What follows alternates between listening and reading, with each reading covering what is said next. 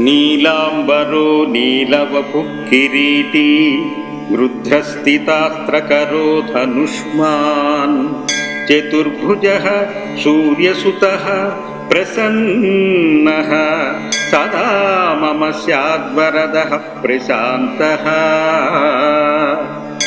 ब्रह्म उवाच शृणुध्वं ऋषयः सर्वे शनिपीडाहरं महत् कवचं शनिराजस्य सौरैरिदमनुत्तमम्।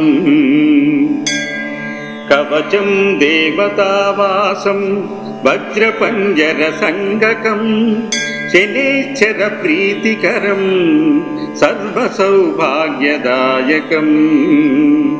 कवचं देवतावासं वज्रपञ्जरसङ्गकं शनैश्चर